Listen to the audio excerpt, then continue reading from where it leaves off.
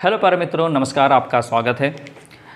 इस समय हम लोग लगातार देख रहे हैं कि कैसे कैसे ग्लूकोज की संरचना, उसके बाद हमने देखा फ्रैक्टोज गैलेक्टोज किस प्रकार कैसे रचना बनती है, और लगातार हम लोग आगे की ओर बढ़ रहे हैं। आप निरंतर कंटिन्यू वीडियो देख रहे होंगे और आपको समझ में आ भी रहा होगा। तो बिल्कुल, अगर चैनल को अभी तक नहीं सब्सक्राइब किया होगा तो चैनल को सब्सक्राइब कर लीजिए और अधिक से अधिक लोगों तक इसको शेयर करिए ताकि और भी स्टूडेंट्स इस वीडियो का लाभ ले सकें। तो देखिए, आज का वीडियो बहुत ही लाजवाब होने वाला है, बड़ा मज़ा आने वाला है। एक एक पॉइंट एकदम बिल्कुल मक्खन करने वाले हैं आपके लिए। कहीं पर किसी प्रकार की समस्याएँ नहीं आएंगी। बस जो कुछ पढ़ाया जाएगा ध्यान से अच्छे समझिएगा और कॉपी पेन लेकर साथ में बैठा करिए। जो कुछ बताया जाए आप उसको अच्छे से नोट करते चला करिए, ठीक है। तो चलिए बिल्कुल मेरे प्यारे मित्रों, बात करते हैं, देखते हैं आज का जो टॉपिक है वो क्या है। कार्बोहाइड्रेट का वर्गीकरण। क्या पढ़ते हैं? Classification of carbohydrate. हम लोग आज का जो आपका टॉपिक है वो क्या है? कार्बोहाइड्रेट का वर्गीकरण। हम लोग सभी प्रकार की संरचना देख चुके हैं। अगर आप लोग नहीं देखे होंगे तो प्लीज़ चैनल के प्लेलिस्ट में जाइए और वहाँ पर क्लास 12 के महत्वपूर्ण अवक्रिया लिखा गया है, प्लेलिस्ट का नाम, वहाँ पर क्लिक कीजिए और सारे जितना कुछ वीडियो बनाया गया है आप वहाँ से देख सकते हैं जयवड़ू के, ठीक है। चलिए स्टार्ट करते हैं बिना देरी करते हुए। तो फटाफट आप लोग लगातार फटाफट इसको शेयर कीजिए और इसको लाइक कीजिए और चैनल को अवश्य सब्सक्राइब कर लीजिए, ठीक है। चलिए स्टार्ट किया जाए। देखो है क्या, हम सभी लोग क्या पढ़े थे? हम सभी लोग पढ़े थे कार्बोहाइड्रेट होता क्या है। आपको बताया गया था कार्बोहाइड्रेट बेहद अणु वाले होते हैं। इनमें संरचना बहुत लंबी लंबी होती हैं, बेहद अणु होते हैं जिनका जल अपघटन जिनका जल अपघटन कराने पर क्या होता है? पॉलीहाइड्रोक्सी एल्डिहाइड व पॉलीहाइड्रोक्सी कीटोन का निर्माण होता है। तो मैंने कहा था जब रिएक्शन आएगी तो मैं आपको समझाऊंगा कि आखिरकार पॉलीहाइड्रोक्सी एल्डिहाइड और पॉलीहाइड्रोक्सी कीटोन कैसे प्राप्त होता है। तो फिलहाल आपको बताया गया था कि पॉलीहाइड्रोक्सी एल्डिहाइड होता क्या है, यहाँ पर ये बताया गया था पॉलीहाइड्रोक्सी कीटोन क्या होता है। फर्स्ट लेक्चर अगर आप लोग देखे होंगे तब, ठीक है। यहाँ पर देखो बताए गए जिनका जल अपघटन करने पर, अगर हम लोग कोई भी कार्बोहाइड्रेट ले रहे हैं और उस कार्बोहाइड्रेट का यदि हम लोग क्या कर दें, जल अपघटन करा दें, उनकी क्रिया किसके साथ कराएं, जल के साथ कराएं, तो आपको क्या क्या प्राप्त होता है? आपको प्राप्त होता है पॉलीहाइड्रोक्सी एल्डिहाइड प्राप्त होता है, दूसरा प्राप्त होता है पॉलीहाइड्रोक्सी कीटोन प्राप्त होता है। और समझते हैं, देखो जो लिखा गया है, ये जो आप पर लिखा गया है ना, ये चीनी आपका कार्बोहाइड्रेट है। क्या है? कार्बोहाइड्रेट है, ठीक है। जब इसका जल अपघटन कराते हैं, क्या कराते हैं हम लोग यहाँ पर? जल अपघटन कराते हैं तो आपको दो चीज़ें प्राप्त होती है। एक प्राप्त होगी आपको ग्लूकोज, एक प्राप्त होगी फ्रैक्टोज। क्या प्राप्त होगा? फ्रैक्टोज प्राप्त होगा। दो प्राप्त होगा, एक ग्लूकोज प्राप्त होगा, एक क्या प्राप्त होगा आपको? फ्रैक्टोज प्राप्त होगा, ठीक है।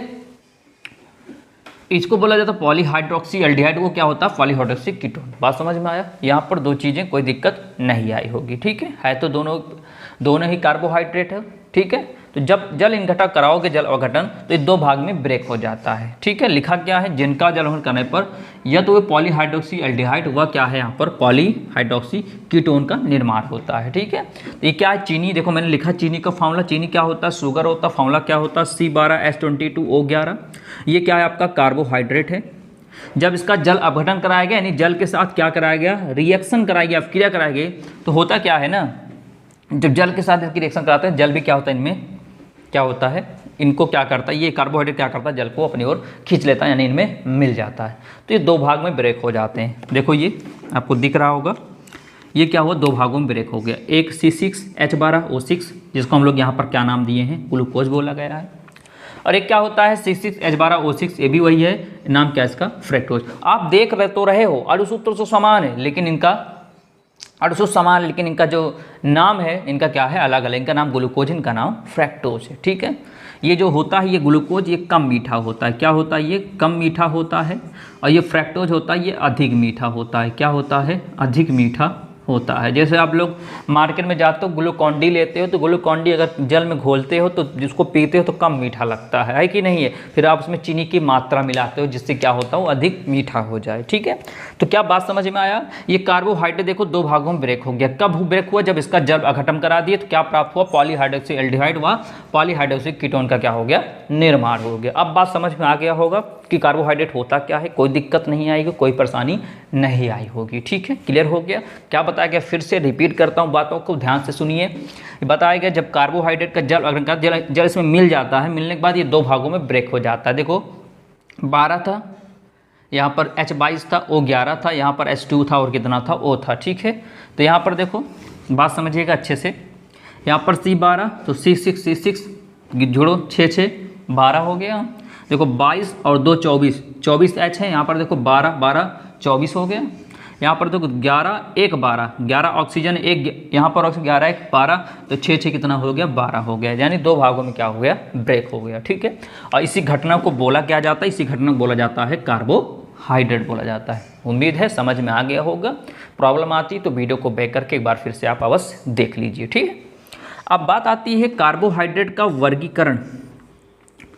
देखो प्रॉब्लम कहीं नहीं आ रही होगी, लगातार वीडियो देख रहे होंगे, किसी प्रकार की प्रॉब्लम नहीं आ रही होगी। ठीक है, कार्बोहाइड्रेट का वर्गीकरण, तो देखो जल अपघटन के आधार पर कार्बोहाइड्रेट को 3 भागों में डिवाइड किया गया है। कितने भागों में डिवाइड किया गया है, 3 भागों में।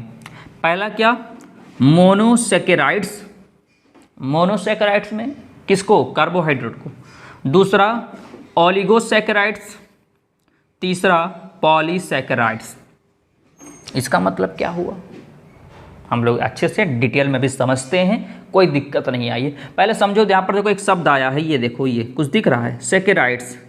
यहाँ पर एक शब्द आया है, इसका मतलब क्या होता है, सैकेराइड्स। सैकेराइड्स मतलब होता है सैकेरिन। क्या होता है, सैकेरिन। सैकेराइड्स को कहाँ से लिया गया है, सैकेरिन से लिया गया। किससे, सैकेरिन। और सैकेरिन का जो मीनिंग होता है वो क्या होता है, मीठा। क्या होता है, मीठा। बात समझ में आया, इसीलिए यहाँ पर सैकेराइड्स बोला गया। सैकेराइड्स मतलब सैकेरिन से लिया गया, इसका मीनिंग क्या होता है, मीठा होता है। बात समझ में आया। तो यहाँ पर अब कार्बोहाइड्रेट को 3 भागों में डिवाइड किया गया। कौन कौन सा, मोनोसैकेराइड्स, ओलिगोसैकेराइड्स, पॉलीसैकेराइड्स। ठीक है, देखो मोनोसैकेराइड्स में क्या होता है, अवश्य अभी ओरल बता देते हैं, अभी पूरा विस्तार चलेंगे। मोनोसैकेराइड्स में क्या होता है कि इसमें जो आपका ग्लूकोज कार्बोहाइड्रेट होता है ये विभक्त नहीं होता है। ठीक है, ओलिगोसैकेराइड्स में क्या होता है, 2 से लेकर 8 तक 10 तक क्या होता है आपका, यहाँ पर विभक्त हो जाता है किसमें, कार्बोहाइड्रेट में। ठीक है, और पॉलीसैकेराइड में बहुत सारे अणुओं में विभक्त हो जाता है। अब कैसे, अभी थोड़ा कम क्लियर हो पा रहा होगा क्योंकि अब ओरल बोला जा रहा है। लेकिन अब आते हैं हम लोग स्टेप बाय स्टेप समझते हैं, मोनोसैकेराइड्स क्या होता है, फिर ओलिगोसैकेराइड्स क्या होता है, फिर पॉलीसैकेराइड्स होता है। चलिए चला जाए, बिल्कुल कोई दिक्कत नहीं, पक्का समझ में आ गया। किसी प्रकार की प्रॉब्लम कमेंट अवश्य करिएगा ताकि आपके डाउट को क्लियर कर दिया जाएगा। ठीक है, अब ध्यान दीजिए, ध्यान देने में बात ये है कि यहाँ पर समझ गए, कोई दिक्कत नहीं। जब इसका करते हैं जल अपघटन तो आपके 2 अणु में टूट जाता है। ठीक है, और वो कार्बोहाइड्रेट को 3 भागों में बांटा गया है। यहाँ तक कोई दिक्कत आपको नहीं है, सब कुछ समझ में आया। तो चलिए हम बढ़ते हैं आगे, बात करते हैं मोनोसैकेराइड्स होता क्या है।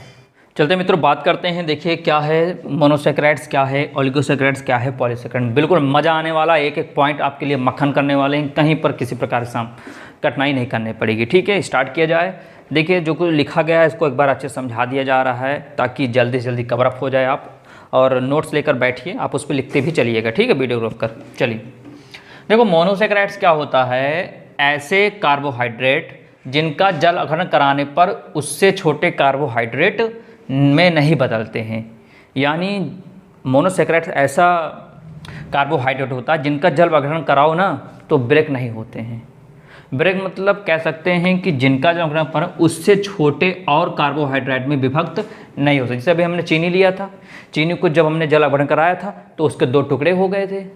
लेकिन मोनो में क्या होगा कि जल अपघटन कराओगे ना तो जिसका जल अपघटन कराना होगा वो उतना ही रहेगा, वो अपने दूसरे भाग में डिवाइड नहीं हो पाएगा। बात समझ में आया, क्लियर हो गए। देखिए यहाँ तक हम लोग समझे थे मोनोसैकेराइड हो है क्या, ऐसे कार्बोहाइड्रेट जिनका जल अपघटन कराने पर उससे छोटे कार्बोहाइड्रेट में नहीं बदलते हैं। यानी जैसे ये मार्कर ले लो, इस मार्कर के अगर हम लोग कुछ किसी के साथ रिएक्शन करते हैं या किसी इसका निर्माण किसी और के साथ करने के लिए करते हैं तो ये मार्कर और दूसरे भागों में विभक्त नहीं हो पाएगा। तो यानी कहने का तात्पर्य यह है कि यह कार्बोहाइड्रेट की सबसे छोटी इकाई है। सबसे छोटी मतलब ये है कि और इसका विभाजन नहीं किया जा सकता, यानी इनका जल अपघटन कराएंगे तो जो है वही होगा और ये और विभागों में ब्रेक नहीं हो सकता। तो यहाँ पर इन्हें हम मोनोमर भी कहते हैं। क्या कहते हैं, मोनोमर कहते हैं। और इनका जो सामान्य सूत्र होता है वो कितना होता है, CnH2nOn होता है। ठीक है, तो यहाँ पर देखो ये C5H10O5, इनका आप जल अपघटन कराएंगे तो नहीं होगा, लिखा है ना, देखो यहाँ से इनका जल अपघटन कराओगे तो नहीं हो। देखो लिखा क्या है, जिनका जल अपघटन संभव नहीं होता है। तो अगर इसका जल अपघटन करा के देखिएगा नहीं होगा। ये देखो C5H10O4, इसका भी जल अपघटन नहीं होगा। ठीक है, यहाँ पर देख लो, इसको ध्यान दो, इनका भी जल अपघटन नहीं होने वाला। C6H12O6, ठीक है, इनका जल अपघटन नहीं होगा। यहाँ पर देखो C12, यहाँ पर कितना है H12O5, इनका जल अपघटन होने वाला नहीं है। ठीक है, तो समझ में मोनोसैकेराइड्स क्या होता है, ऐसे कार्बोहाइड्रेट जिनका जल अपघटन करना संभव नहीं होता है, यानी क्या होता है, जिनका अपघटन करेंगे तो और छोटे कार्बोहाइड्रेट में विभक्त नहीं हो पाएंगे, तो उन्हें क्या बोलेंगे हम लोग, मोनोसैकेराइड्स बोलेंगे। ठीक है, अब बात आता है ओलिगोसैकेराइड्स क्या होता है। ओलिगोसैकेराइड्स में क्या होता है, ऐसे कार्बोहाइड्रेट्स जिनका जल अपघटन कराने पर 2 से 10 तक, कितने, 2 से 10 अणु तक प्राप्त होते हैं, क्या, मोनोसैकेराइड्स प्राप्त होते हैं। मोनोसैकेराइड्स मतलब क्या, वही कार्बोहाइड्रेट। ठीक है, कितनी संख्या में प्राप्त होते हैं, 2 से 10 तक प्राप्त होते हैं। वो ऐसे कार्बोहाइड्रेट जिनका जल अपघटन कराते हैं तो क्या पर 2 से 10 तक मोनोसैकेराइड्स के अणु प्राप्त होते हैं। ठीक है, जैसे यहाँ पर देखो लिखा C12H22O11, जब इनका जल अपघटन कराओगे तो 2 भी प्राप्त हो सकते हैं, 3 भी प्राप्त होते हैं, 4 भी प्राप्त होते हैं, 5 भी प्राप्त होते हैं, क्या, मोनोसैकेराइड्स। ठीक है, यहाँ पर देखो ये क्या लिखा है, C12H22O11, ये क्या है, सुक्रोज है, इसका भी जल अपघटन कराएंगे तो 2 या 2 से अधिक क्या प्राप्त हो सकते हैं, मोनोसैकेराइड्स के अणु प्राप्त हो सकते हैं। यहाँ पर देखो C12H22O11 क्या है, ग्लैक्टोज है। यहाँ पर देखिए रेफिनोज है, C18H32O16, ठीक है, इसका करोगे तो यहाँ पर 2 या 2 से अधिक प्राप्त होगा। यहाँ भी C24H42O हुआ, क्या है, स्टाइकियोरोज पढ़ते हैं इसको। ठीक है, तो ऐसे कार्बोहाइड्रेट जिनका जल अपघटन कराने पर 2 से 10 तक अणु मोनोसैकेराइड्स के प्राप्त होते हैं, उन्हें क्या बोलते हैं हम लोग, ओलिगोसैकेराइड्स। आइए हम इसको देखते हैं, देखो ध्यान से, यहाँ पर हम कराते हैं आपको समझाने के लिए। देखो ये चीज़ें यहाँ पर हम बता देते हैं। देखिए है क्या, जैसे C12 है और H22 है और O11 है, ये तो है। जब इसका जल अपघटन कराएंगे तो आपको पता है क्या प्राप्त हो जाएगा, 2 प्राप्त होगा। जैसे यहाँ पर C12 है तो यहाँ पर प्राप्त हो जाएगा C6, ये क्या देखो 22 और 2 कितना हो जाएगा 24, और 24 का आधा कितना हो जाएगा 12, और 11 1 12, ये हो जाएगा O6 प्लस C6H12O6। देखो कितना प्राप्त हुआ, 2 प्राप्त हुआ। 2 प्राप्त हुआ ना, तो हम लोग लिख क्या देते हैं यहाँ पर ऐसे इसको हटा के यहाँ लिख देते हैं कितना, 2 आगे लिख दिया जाता है। ठीक है, तो देखो ये दोनों सेम ही हैं। ठीक है, ये वाला सेम ही है। ठीक है, यहाँ पर देखो C12H22O11, ये भी कर सकते हैं, ये भी सेम है, कोई दिक्कत नहीं। यहाँ पर देखो कितना लिखा है, 18 ना, यहाँ देखिए C18 और H32 और O16, इसका जब जल अपघटन कराएंगे तो देखो यहाँ पर 18 है ना, 18 को 3 भागों में ब्रेक कर दीजिए, C6 इसका मतलब कितना हो जाएगा, यहाँ पर 3 हो जाएगा, 3C6H12O6, ये 3 रूपों में विभक्त हो गया। यहाँ पर देखिए, ये देखिए C24 है तो C24H42O21, जब इसका जल अपघटन कराएंगे तो 24 है, 24 को अगर 6 रूप में विभक्त करेंगे तो 6 चौके 24 यानी 4 बार बनेगा, तो यहाँ पर 4 आ जाएगा, 4C6H12O6। अब चाहे इस तरह 4 लिख कर, मतलब 4 मोल किसके आ रहे हैं, ये ग्लूकोज के आ रहे हैं। ठीक है, 3 मोल किसके प्राप्त हो रहे हैं, इसके ग्लूकोज के, 2 मोल किसके प्राप्त हो रहे हैं, ग्लूकोज के प्राप्त हो रहे हैं।